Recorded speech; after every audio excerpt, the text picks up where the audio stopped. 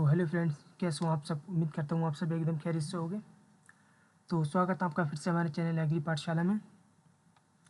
तो फ्रेंड्स, आज की इस वीडियो में हम लोग बीएससी ऑनर्स एग्रीकल्चर के फर्स्ट सेमेस्टर के फंडामेंटल्स ऑफ एंटोमोलॉजी सब्जेक्ट के प्रीवियस ईयर क्वेश्चन पेपर जो कि 2023 का है, इसको पूरा सॉल्व करने वाले हैं। जिससे आपको अंदाज़ा हो जाएगा कि एग्ज़ाम में किस तरह के क्वेश्चंस आते हैं। और इस पेपर से भी आप लोग देखेंगे कि काफ़ी सारे क्वेश्चंस आपको इस पेपर से भी देखने को मिल जाएंगे एग्जाम में। तो चलिए पहले इस पेपर को देख लेते हैं कि किस तरह के क्वेश्चंस आते हैं, फिर इसके आंसर देखेंगे हम लोग पूरी डिटेल्स में। तो पेपर कुछ इस तरह का आता है। सबसे पहले आता है इसमें सेक्शन ए। इसमें 3 खंड होते हैं। सेक्शन ए, इसमें 3 सेक्शन होते हैं, सेक्शन ए, सेक्शन बी और सेक्शन सी। तो सेक्शन ए में आते हैं लॉन्ग आंसर टाइप क्वेश्चन, यानी दीर्घ उत्तरीय प्रश्न।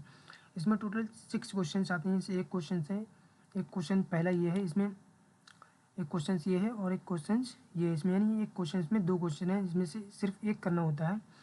इसी तरह से इसमें 3 क्वेश्चन हैं और 3 के अंदर 2-2 क्वेश्चन हैं, यानी टोटल 6 क्वेश्चन हैं जिसमें से आपको सिर्फ 3 ही करने होते हैं। फिर इसके बाद आता है इसमें सेक्शन बी। ये होते हैं शॉर्ट आंसर टाइप क्वेश्चन। इसमें टोटल 7 क्वेश्चन आते हैं, जैसे 1 2 3 4 5 6 7 क्वेश्चन हैं। इसमें से सिर्फ आपको 5 ही करना होते हैं। और ये प्रत्येक जो क्वेश्चन होता है वो 3 नंबर का होता है। और ऐसे ही जो लॉन्ग आंसर टाइप क्वेश्चंस होते हैं, ये एक क्वेश्चन 10 नंबर का होता है। और इसके बाद आते हैं very short answer type questions. Section C में आते हैं very short answer type questions, यानी अति लघु उत्तरीय प्रश्न। इसमें 5 या 6 जो भी क्वेश्चन आते हैं, लगभग 5 क्वेश्चन से आते हैं ज़्यादातर, जो एक नंबर के होते हैं। ये आपको सारे ही क्वेश्चन करने होते हैं। ये 1 लाइनर होते हैं। यहाँ तक आपको इसका 1-2 लाइन में ही आंसर लिखना होता है, जो एक नंबर का होता है। तो आप लोगों ने पेपर देख लिया, तो चलिए इसको अब 1 बाय 1 करके हम लोग क्वेश्चंस देख लेते हैं, फिर इसके आंसर्स को डिटेल्स में हम लोग जानेंगे। तो चलिए इस वीडियो की शुरुआत करते हैं। इसका पहला क्वेश्चन है, right the characteristics of class insecta and relationship of insect with other arthropods, यानी वर्ग इंसेक्टा के लक्षण तथा कीटों का अन्य ऑर्थ्रोपोडा के बीच संबंध लिखिए। तो चलिए इसका आंसर देख लेते हैं। इसका आंसर मैंने सारे लिख कर रखे हैं इस पीडीएफ में। ये क्वेश्चन भी लिख लिया है। तो चलिए इसका आंसर है क्लास इंसेक्टा की विशेषताएं। आपको इसका पॉइंट से पॉइंट बनाकर लिखना है। इसे क्लास इंसेक्टा की विशेषताएं निम्नलिखित हैं, तो इसमें पॉइंट्स बनाकर लिखना है। सबसे पहला है इसमें शरीर विभाजन, यानी बॉडी सेगमेंटेशन, यानी कीटों का जो शरीर होता है वो 3 भागों में बटा होता है। यानी क्लास इंसेक्टा में जो होता है वो कीटों का शरीर 3 भागों में बटा होता है। इसे मस्तक यानी हेड, जिसे सिर कहते हैं, मस्तक, वक्ष और उदर, यानी हेड, थोरैक्स और एब्डोमेन। अगला पॉइंट है इसमें अंगों की संख्या, यानी नंबर ऑफ लेग्स। अंगों नहीं, सॉरी, यहाँ पर पैरों की होगा, पैरों की संख्या। नंबर ऑफ लेग्स, यानी वक्ष से 3 जोड़े, यानी कुल 6 पैर निकलते हैं। यानी क्लास इंसेक्टा जो है उसमें कुल 3 जोड़े यानी 6 पैर होते हैं। यही कारण है कि इन्हें हेक्सापोड यानी 6 पैरों वाले भी कहते हैं। अगला पॉइंट है इसमें संवेदी, यानी सेंस ऑर्गन्स, यानी एक जोड़ी संवेदी एंटीना होती है। इसमें एक जोड़ी संवेदी एंटीना पाई जाती हैं क्लास इंसेक्टा में। और यौगिक नेत्र यानी कंपाउंड आइज, और कभी कभी ओसिली यानी सरल नेत्र भी पाए जाते हैं। अगला पॉइंट है इसमें पंख यानी विंग्स। अधिकांश कीटों में 2 जोड़े पंख होते हैं, लेकिन कुछ में 1 जोड़ा या कोई पंख भी नहीं होता। अगला पॉइंट है इसमें कवच यानी एक्सोस्केलेटन, यानी इसको बाह्य त्वचा भी कहते हैं।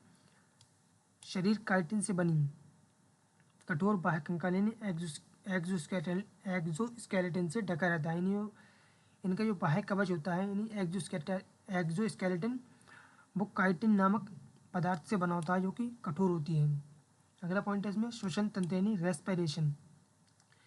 कीटों में श्वसन होता है वो ट्रैकियल सिस्टम द्वारा होता है, यानी कीट ट्रैकियल सिस्टम द्वारा श्वसन करते हैं, जिसमें स्पाइरेकल्स यानी छिद्र और ट्रैकी यानी नलिकाएं होती हैं। अगला पॉइंट है इसमें रुधिर परिसंचरण यानी सर्कुलेटरी सिस्टम। इसमें जो सर्कुलेटरी सिस्टम जो होता है, इसमें खुला परिसंचरण तंत्र यानी ओपन सर्कुलेटरी सिस्टम होता है। कीटों में जो होता है क्लास इंसेक्टा में खुला परिसंचरण तंत्र यानी ओपन सर्कुलेटरी सिस्टम होता है।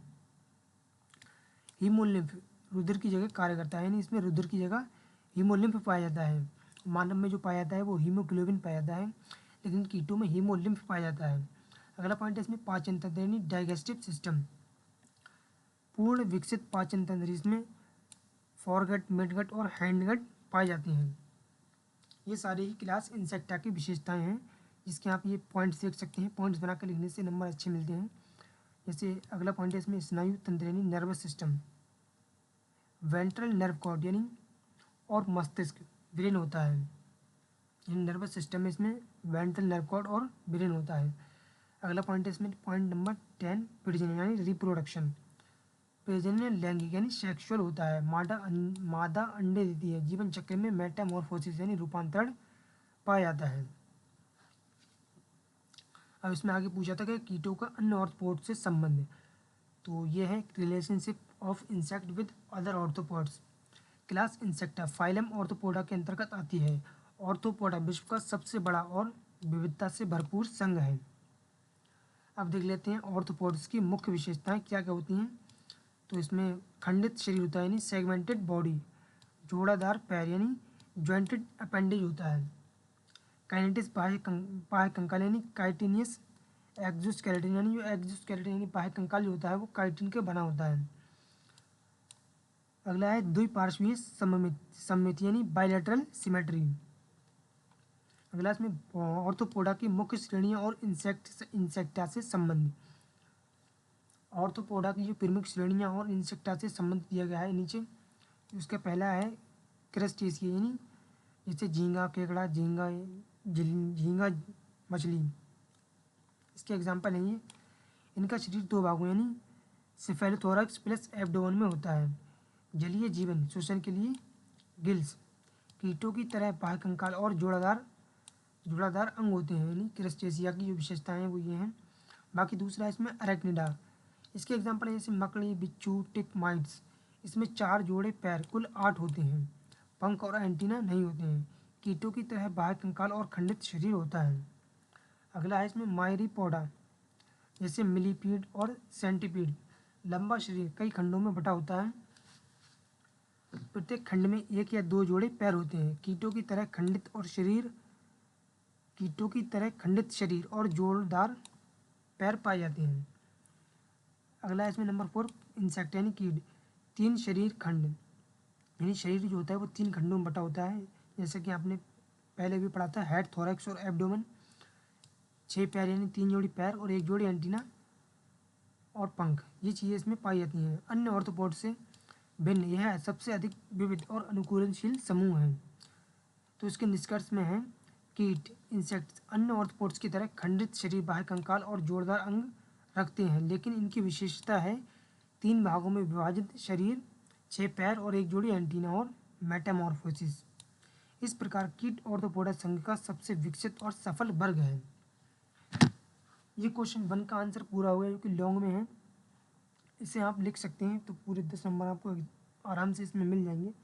तो चलिए अब अगला क्वेश्चन लिख लेते हैं। अगला क्वेश्चन क्या है, तो अगला क्वेश्चन है इसमें कीट की संख्या को प्रभावित करने वाले जैवीय कारकों का वर्णन कीजिए। इन दोनों में से वैसे आपको एक क्वेश्चन करना होता है, लेकिन मैं आपको दोनों ही क्वेश्चन करवाऊंगा। तो चलिए इस दूसरे क्वेश्चन का आंसर देख लेते हैं। कीटों की जनसंख्या को प्रभावित करने वाले जैवीय कारकों का वर्णन कीजिए।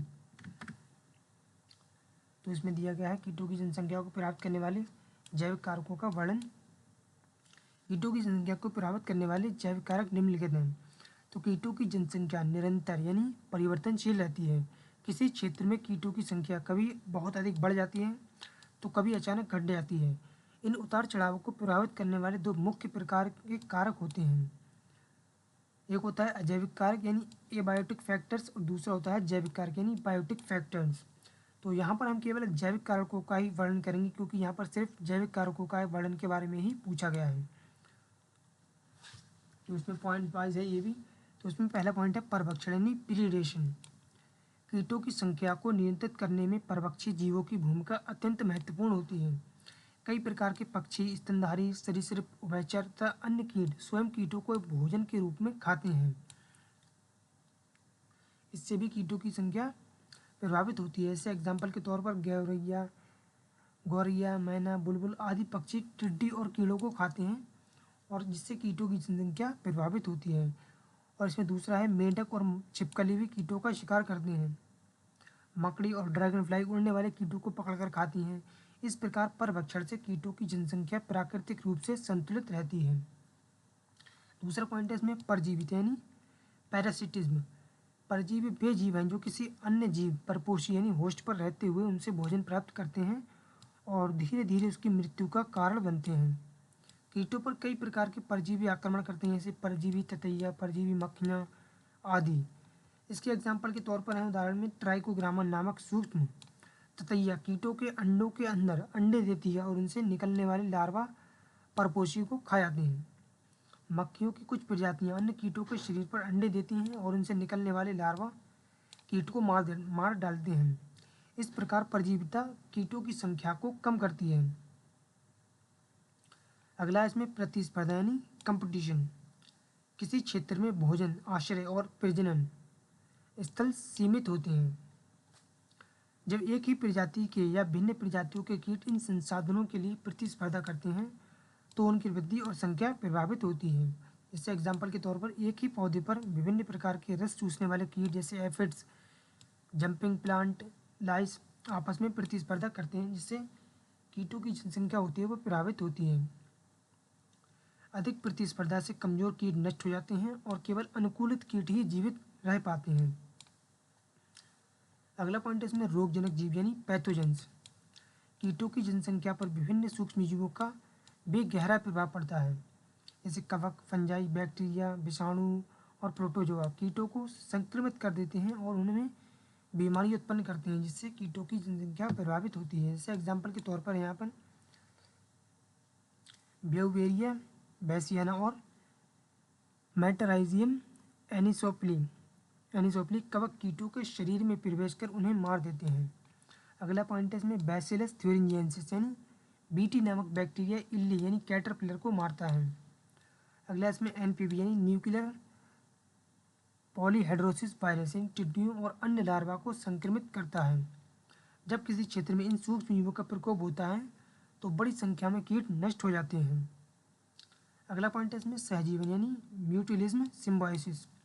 कुछ कीट अन्य जीवों के साथ सहजीवी संबंध बनाते हैं। इसमें दोनों जीवों को लाभ होता है, लेकिन कई बार यह अप्रत्यक्ष रूप से कीटों की संख्या को प्रभावित करता है। इससे एग्जाम्पल के तौर पर है चींटियाँ, आंट्स और एफिड्स का संबंध। चींटियाँ एफिड्स को अन्य शत्रुओं से बचाती हैं और बदले में एफिड्स द्वारा स्रावित मधु यानी हनीड्यू प्राप्त करती हैं। ये सहजीवन हो गया यानी एक दूसरे को दोनों ही लाभ पहुंचाते हैं। ऐसे संबंध कीटों के जीवन और प्रजनन में सहायक होते हैं और उनकी जनसंख्या को बनाए रखने में मदद करते हैं। तो इसमें निष्कर्ष में है, कंक्लूजन में, कीटों की जनसंख्या केवल प्राकृतिक संसाधनों पर ही निर्भर नहीं करती, बल्कि अन्य जीवों जैसे परभक्षी, परजीवी, प्रतिस्पर्धी जीव और रोगजनक भी इसे प्रभावित करते हैं। इन जैविक कारकों की वजह से कीटों की संख्या प्राकृतिक रूप से नियंत्रित रहती है और पारिस्थितिक संतुलन बना रहता है। तो ये थे कीटों की जनसंख्या को प्रभावित करने वाले जैविक कारक, जिससे कीटों की जनसंख्या जैविक यानी बायोलॉजिकली कंट्रोल रहती है। तो चलिए अब अगला क्वेश्चन लिख लेते हैं। अगला क्वेश्चन क्या है इसमें?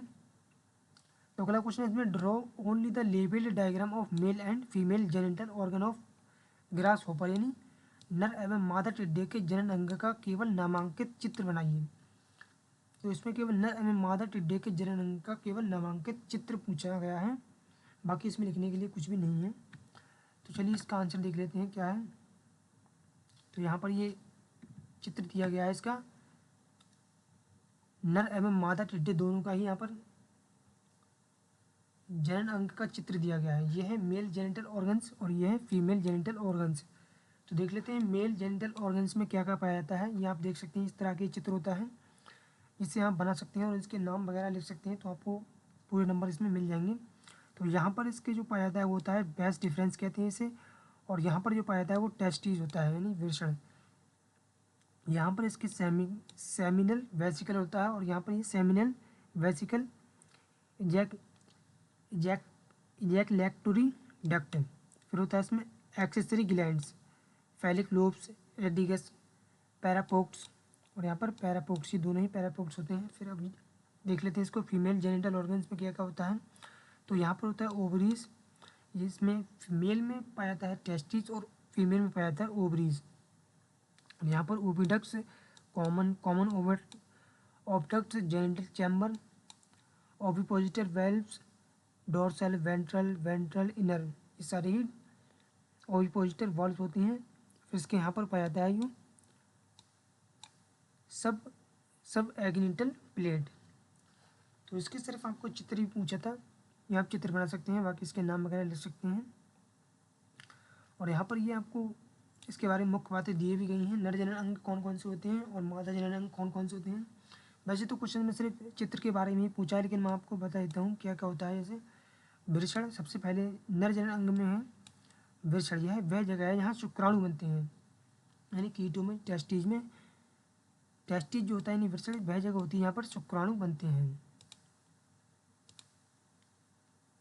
फिर आती है इसमें शुक्रवाहिनी यानी वेस्ट डिफरेंस, ये शुक्राणु को वृषण से आगे ले जाती है। फिर इसमें आता है शुक्राशय यानी सेमिनल वेसिकल, यानी यहाँ शुक्राणु जमा होते हैं।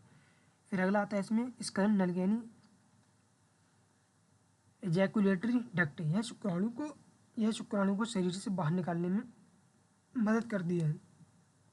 फिर अगला इसमें सहायक ग्रंथि यानी एक्सेसरी ग्लैंड्स, ये शुक्राणु के लिए पोषक तत्व और अन्य पदार्थ बनाती हैं। अगला इसमें लिंग पानी यानी फैलिक लोब्स यानी एटिगस, ये मैथुन के दौरान मादा के शरीर में शुक्राणु डालने में मदद करता है। इसका अगला पैराप्रोक्टस, ये बाहरी जननांग के हिस्से हैं। ये हो गए इसके नर जननांग के हिस्से। अब इसमें है मादा जननांग यानी फीमेल जेनिटल ऑर्गन्स कौन कौन से होते हैं, तो आप यहाँ विस्तार से दिया गया है। अंडाशय होता है सबसे पहले ओवरीज, यानी यह वह जगह है जहाँ अंडे बनते हैं। फिर होती है इसमें अंडवाहिनी यानी ओविडक्ट्स, यह अंडे को अंडाशय से गर्भाशय तक ले जाती है। फिर इसमें आती है सामान्य अंडवाहिनी यानी कॉमन ओविडक्ट्स, दोनों अंडवाहिनियाँ मिलकर सामान्य अंडवाहिनी बनाती हैं। फिर इसमें आता है जननांग कक्ष यानी जेनिटल चैम्बर, यह वह जगह है जहाँ मैथुन होता है और अंडे निषेचित हो सकते हैं। अगला इसमें अंडरोपक वॉल्व यानी ओविपोजिटर वॉल्व्स, ये अंडे देने यानी अंडोत्सर्ग में मदद करते हैं और जमीन में छेद खोदने के लिए उपयोग होते हैं। सब जेनिटल प्लेट है मादा के जननांग का एक बाहरी हिस्सा है। संक्षेप में नर जननांग शुक्राणु के उत्पादन और स्थानांतरण के लिए है, जबकि मादा जननांग अंडे उत्पादन, निषेचन और अंडे देने के लिए है। वैसे आपको क्वेश्चन में सिर्फ चित्र के बारे में ही पूछा गया था, आपको सिर्फ नामांकित चित्र ही बना था, लेकिन मैंने आपको ये बता दिया इसके विस्तार में, ताकि आप अगर क्वेश्चन इस तरह का आए तो आप लोग लिख सकते हैं। तो चलिए अब अगला क्वेश्चन लिख लेते हैं क्या है पेपर में। अगला क्वेश्चन है list the various types of mouth parts found in insect, describe the bug type of mouth parts, यानी कीटों में पाए जाने वाले विभिन्न प्रकार के मुखांगों की सूची दीजिए तथा मत्कुड़ाकार यानी मुखांग का वर्णन कीजिए। यानी बग टाइप के माउथ पार्ट के बारे में आपको विस्तार से लिखना है, बाकी कीटों में जितने भी प्रकार के मुखांग पाए जाते हैं उनकी एक सूची बनाना है। चलिए इसका आंसर देख लेते हैं, यहाँ पर दिया गया है ये कीटों के मुखांग यानी types of insect mouth parts. तो कीटों के मुखांग उनके भोजन और जीवन शैली के अनुसार अलग अलग होते हैं। मुख्य इस प्रकार हैं, यहाँ एक पूरी सूची दी गई है। कीटों में जो माउथ पार्ट्स होते हैं वो 6 प्रकार के पाए जाते हैं। सबसे पहले इसमें चबाने वाले मुखांग यानी च्यूइंग टाइप, जो किस में पाए जाते हैं, तो इसके एग्जाम्पल है टिड्डा, भृंग, ग्रासहोपर और बीटल। अगले होते हैं इसमें चूसने वाले मुखांग यानी साइफनिंग टाइप, इसके जी किस में पाए जाते हैं, तो ये तितली यानी बटरफ्लाई में पाए जाते हैं। अगला पॉइंट है इसमें नंबर 3 काटने चूसने वाले मुखांग यानी पियर्सिंग एंड सकिंग टाइप मुखांग, इसी को ही मत्कुड़ाकार यानी बग टाइप माउथ पार्ट्स भी कहते हैं। इसके जो एग्जांपल हैं वो मच्छर, तिलचट्टा, मॉस्किटो यानी एफिड्स में पाए जाते हैं काटने एवं चूसने वाले मुखांग। फिर अगला है इसमें स्पॉन्ज यानी लार चूसने वाले मुखांग यानी स्पॉन्जिंग टाइप, ये सिर्फ हाउस फ्लाई यानी मक्खी में पाए जाते हैं, यानी जो घर में जो घरेलू जो मक्खी होती है उसमें स्पॉन्जिंग टाइप वाले मुखांग पाए जाते हैं। फिर अगला इसमें चबाने और चूसने वाले मुखांग च्यूइंग एंड लैपिंग टाइप मुखांग, तो ये किस में पाए जाते हैं, तो ये भृंग यानी बी में पाए जाते हैं। अगला इसमें गुदगुदाने वाले मुखांग यानी रेस्पिंग एंड सकिंग टाइप, पत्ती का कीड़ा यानी सम लीफ फीडिंग इंसेक्ट में respiring and sucking type mouth parts पाए जाते हैं। यहाँ इसकी सूची दी गई है और यहाँ पर इसको विस्तार से बताया गया है। चबाने वाले मुखांग किस किस में पाए जाते हैं, इसकी संरचना कैसी होती है, इसकी खासियत क्या होती है। तो चलिए ये भी देख लेते हैं, क्योंकि इसके बारे में भी क्वेश्चंस में पूछ सकता है कि चबाने वाले मुखांग की मतलब संरचना कैसी होती है, उनकी क्या खासियत होती है, क्या विशेषता होती है, उनके मतलब किस किस में पाए जाते हैं, ये भी पूछ सकता है। तो ये टिड्डा यानी भृंग और बीटर और चींटी में पाए जाते हैं च्युइंग टाइप यानी कुतरने वाले मुखांग। तो इसकी संरचना कैसी होती है वो देख लेते हैं। बाहरी जबड़े यानी मैंडिबल्स होते हैं, भोजन काटने के लिए मजबूत होते हैं। छोटे जबड़े यानी मैग्जिली भोजन पकड़ने और चबाने में मदद करते हैं। होंठ यानी लेब्रम एंड लेबियम भोजन को मार्गदर्शन देते हैं। इसकी खासियत यानी विशेषता क्या होती है, तो ठोस और कठोर भोजन खाते हैं, जैसे पत्तियां, लकड़ी, बीज आदि। सबसे प्राचीन और सामान्य मुखांग के प्रकार हैं ये। अगला इसमें चूसने वाले मुखांग यानी साइफनिंग टाइप वाले मुखांग में क्या होता है, तो ये इसका एग्जाम्पल है तितली, यानी जो चूसने वाले मुखांग होते हैं वो बटरफ्लाई में पाए जाते हैं। इसकी संरचना कैसी होती है, तो लंबे नली जैसे मुखांग यानी प्रोबोसिस रस चूसने के लिए। जबड़े और अन्य अंग छोटे या कम विकसित। इसकी विशेषता होती है केवल तरल भोजन यानी फूल का रस पीते हैं, ठोस भोजन नहीं चबा सकते। अगला इसमें काटने चूसने वाले मुखांग यानी पियर्सिंग एंड सकिंग टाइप यानी चुभोकर चूसने वाले मुखांग। इसमें कि ये किस किस में पाए जाते हैं, तो ये मच्छर, टबाको, बग, फसल के कीड़े इत्यादि में पाए जाते हैं। इसकी संरचना कैसी होती है, तो ये नुकीले सुई जैसे मुखांग यानी स्टाइलेट छेद करने के लिए होते हैं। रंध्र बीक रस या खून चूसने के लिए होते हैं। इसकी खासियत होती है यह मत्कुड़ाकार यानी हेमिप्टा कीटों में सबसे आम है। पत्तियों, पौधों या जानवरों में छेद कर रक्त या रस चूसते हैं। अगला इसमें स्पॉन्ज यानी लार चूसने वाले मुखांग यानी स्पॉन्जिंग सोखने वाले मुखांग। इसका एग्जाम्पल है मक्खी यानी हाउस फ्लाई। संरचना कैसी होती है, इससे उसकी लेबियम स्पॉन्ज की तरह विकसित होता है और प्रोबोसिस गीले भोजन को सोखता है। इसकी विशेषता क्या होती है, ये केवल लिक्विड यानी गीला भोजन ही खा सकते हैं, ठोस खाना नहीं चबा सकते। अगला चबाने और चूसने वाले मुखांग यानी च्युइंग एंड लैपिंग टाइप चबाने और चूसने वाले मुखांग। तो ये किसमें पाए जाते हैं, तो ये भिरंग में पाए जाते हैं। इसकी संरचना कैसी होती है, तो इसमें मैंडिबल से ठोस भोजन काटते हैं और प्रोवाइसिस रस चूसते हैं। इसकी खासियत क्या होती है, ठोस, तरल और दोनों प्रकार का भोजन खा सकते हैं। अगला इसमें गुदगुदाने वाले मुखांग यानी रैस्पिंग एंड सकिंग टाइप। तो इसमें इसके एग्जाम्पल कौन कौन से हैं, ये कुछ मच्छर और पौधों पर रहने वाले कीड़े इनमें पाए जाते हैं। इसकी संरचना कैसी होती है, तो सतह खुरचने वाले अंग यानी कोशिकाओं को तोड़ते हैं, रस चूसने के लिए नरी जैसी संरचना होती है इसमें। इसकी खासियत क्या होती है, यह कोशिकाओं को तोड़कर रस लेता है, प्रायः पत्तियों और पौधों में नुकसान करता है। तो इसमें मत्कुड़ाकारी बग टाइप माउथ पार्ट्स के बारे में डिटेल्स में पूछा था। तो यहाँ पर डिटेल्स में यहाँ पर मत्कुड़ाकारी बग टाइप माउथ पार्ट्स के बारे में बताया गया है। तो मत्कुड़ाकारी ये वही मुखांग होते हैं इसमें काटने और चूसने वाले यानी पियर्सिंग एंड सकिंग टाइप। तो इसकी परिभाषा क्या है, हेमिप्टेरा वर्ग के कीटों का मुखांग विशेष रूप से काटने चूसने वाले यानी पियर्सिंग एंड सकिंग टाइप होता है। इसे मत्कुड़ाकार इसलिए कहते हैं क्योंकि यह मुख्य रूप से रस चूसने वाला होता है। तो आइए इसकी संरचना देख लेते हैं कैसी होती है।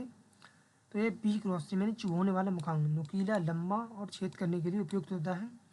मैंडिबल्स एंड मैग्जिली भोजन लेने वाले अंग सुई की तह तनी हुई होती है, मैंडिबल्स एंड मैग्जिली। और लेबियम मुख्य बाहरी आवरण के रूप में कार्य करता है। इसकी खासियत यानी कैरेक्टरिस्टिक्स क्या होती हैं, तो यह पत्तियों, पौधों, जानवरों में छेद कर रस या रक्त चूसते हैं।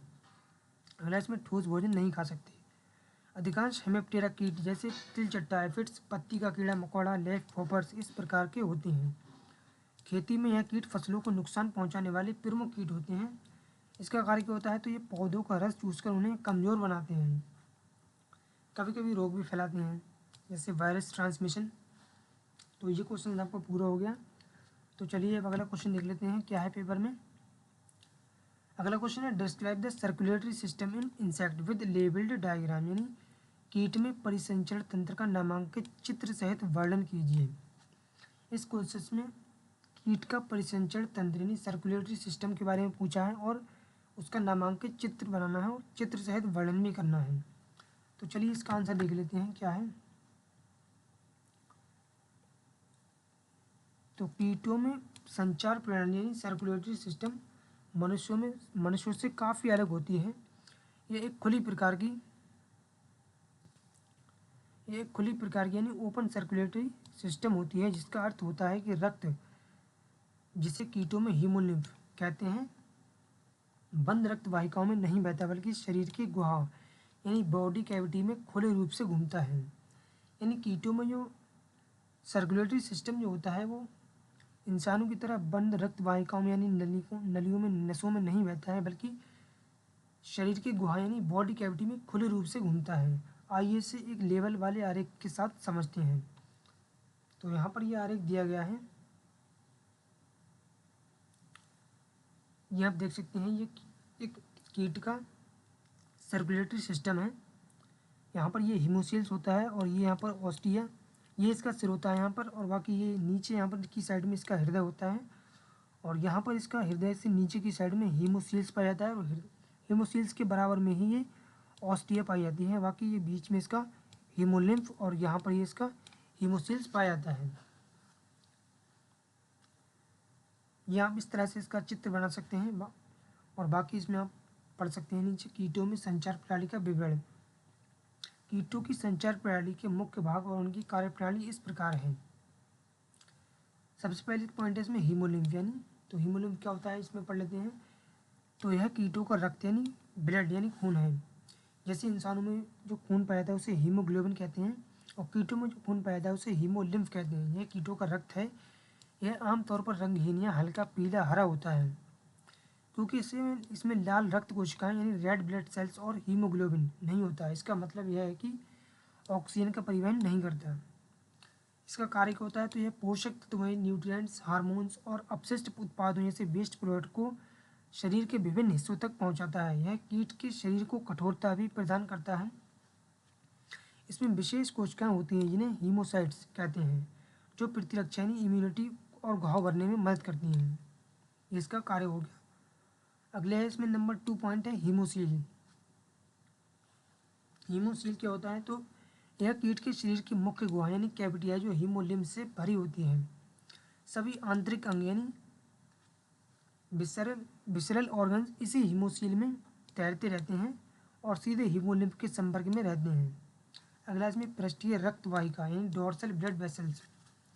यह कीट की संचार प्रणाली का मुख्य और एकमात्र बंद अंग है। यह शरीर के ऊपरी यानी पृष्ठीय हिस्से में पाचन तंत्र के ऊपर स्थित होता है।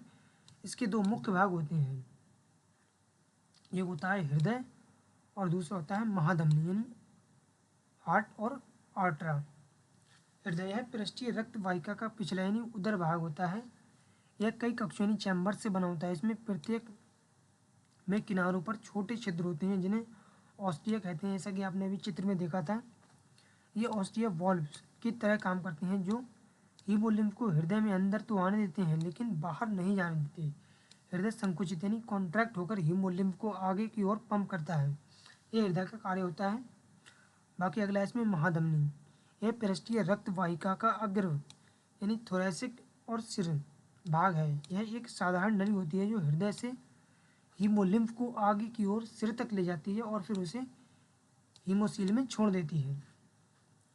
तो ये इसका आंसर हो गया। कीटों में जो सर्कुलेटरी सिस्टम होता है वो किस तरह से होता है, ये हमने पूरा डिटेल्स में पढ़ लिया। यहाँ पर एग्जाम में अच्छी तरह से लिख सकते हैं। तो चलिए इसका अगला क्वेश्चन देख लेते हैं क्या है। तो लॉन्ग क्वेश्चन का ये लास्ट क्वेश्चन है, describe the nervous system of insect, यानी कीट के तंत्र का उल्लेख कीजिए। यानी कीट का नर्वस सिस्टम कैसा होता है उसके बारे में ये पूछ रहा है। तो चलिए इसका आंसर भी देख लेते हैं। कीटों का तंत्र का उल्लेख। कीटों का तंत्र यानी नर्वस सिस्टम बहुत ही विकसित और कम काम करने में तेज होता है। भले ही इंसानों के दिमाग जितना बड़ा ना हो, इसे सरल भाषा में इस प्रकार समझा जा सकता है कि यह एक सीढ़ी जैसा या गांठों की माला जैसा सिस्टम होता है। यह 3 मुख्य भागों से मिलकर बना होता है। इसका पहला भाग होता है केंद्रीय तंत्र यानी सेंट्रल नर्वस सिस्टम, जिसे CNS भी कहते हैं शॉर्ट फॉर्म में। यह पूरे सिस्टम का मुख्य कंट्रोल सेंटर है। इसमें 2 मुख्य भाग होते हैं, एक होता है मस्तिष्क और दूसरा होता है अधर तंत्रिका रज्जु। तो उसको पढ़ लेते हैं। मस्तिष्क यानी ब्रेन, यह सिर में भोजन की नली यानी ओइसोफेगस जिसे कहते हैं के ऊपर स्थित होता है। यहाँ पर ये ओइसोफेगस की स्पेलिंग जो थोड़ी मिस्टेक हो गई है, OESOPHAGUS होता है ओइसोफेगस। यह सिर में भोजन की नली यानी ओइसोफेगस के ऊपर स्थित होता है। इसे 3 छोटे छोटे भागों जैसे प्रोटोसेरेब्रम, प्रोटोसेरेब्रम, ड्यूटरोसेरेब्रम, ट्राइटोसेरेब्रम में बांटा जाता है। यानी मस्तिष्क जो होता है इसका वो 3 भागों में बटा होता है। ये आप देख सकते हैं, ये हैं वो 3 भाग। इसका काम क्या होता है तो चलिए ये भी देख लेते हैं। यह आँखों यानी देखने, श्रृंगिकाओं यानी एंटीने, सूंघने और छूने और सोचने, सीखने और व्यवहार को कंट्रोल करता है। सरल तुलना है कीट के शरीर का मुख्य कंप्यूटर है। अगला इसमें अधर तंत्रिका रज्जु यानी वेंट्रल नर्व कॉर्ड, यानी इसे शॉर्ट फॉर्म में बीएनसी भी कहते हैं। यह शरीर के निचले यानी पेट की तरफ, शरीर के निचले हिस्से में सिर से लेकर पेट के अंत तक एक डोरी की तरह चलता है और कई छोटी छोटी गांठों यानी गैंग्लिया से मिलकर बना होता है। गांठे क्या होती हैं यानी गैंग्लिया, ये तंत्रिका कोशिकाओं का समूह होता है जो हर खंड यानी सेगमेंट में पाए जाते हैं। इसका काम क्या होता है तो हर गांठ अपने आसपास के खंड जैसे टांग, पंख को कंट्रोल करती है। इसलिए अगर कीट का सिर भी कट जाए तो पक्ष यानी थोरैक्स की गांठें फिर भी टांगों को चलाकर उसे भागने में मदद कर सकती हैं। ये इसका काम होता है।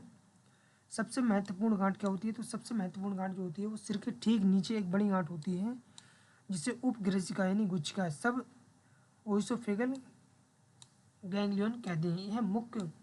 यह मुख्य हिस्सों यानी माउथ पार्ट्स को कंट्रोल करती है।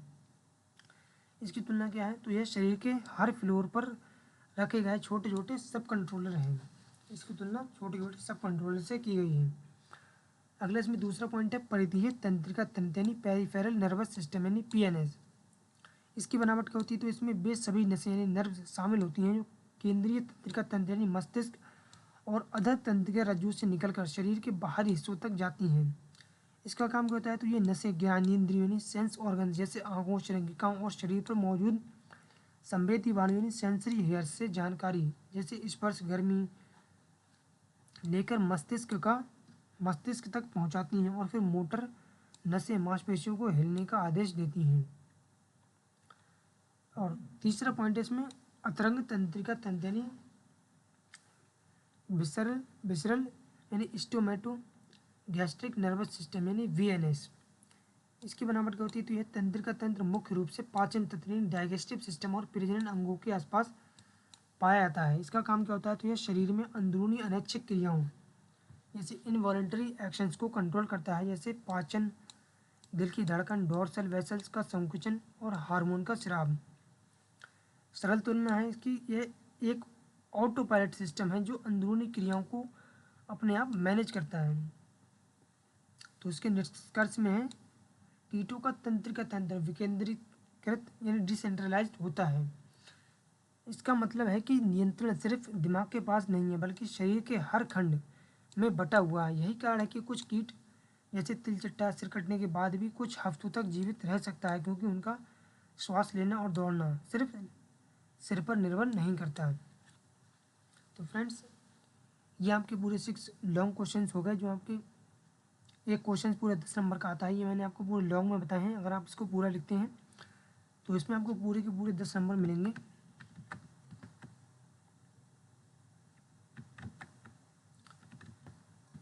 तो फ्रेंड्स इस वीडियो में हम लोग सिर्फ लॉन्ग क्वेश्चन को ही डिस्कस करने वाले हैं जो कि हमने कर चुके हैं। बाकी अगर हम पूरा पेपर इस वीडियो में सॉल्व करेंगे तो ये वीडियो बहुत ज़्यादा लंबी हो जाएगी। बाकी इसमें शॉर्ट आंसर टाइप क्वेश्चंस और वेरी शॉर्ट आंसर टाइप जो क्वेश्चंस रह गए उसको हम अगले पार्ट में कंटिन्यू करेंगे यहीं से ही। तो चलिए इस वीडियो को यहीं पर समाप्त करते हैं। बाकी मिलते हैं फिर आपसे इसके नेक्स्ट पार्ट में। तो अगर आपकी वीडियो पसंद आई है तो इसको लाइक करना, कमेंट्स करना, शेयर करना और हमारे चैनल अगली पाठशाला को सब्सक्राइब करना। वीडियो थोड़ी लंबी ज़रूर हुई है लेकिन इसमें एग्जैक्ट आंसर दिया गया है पूरा लॉन्ग में, जिसको लिखने पर आपको पूरे के पूरे 10 नंबर मिल जाएंगे।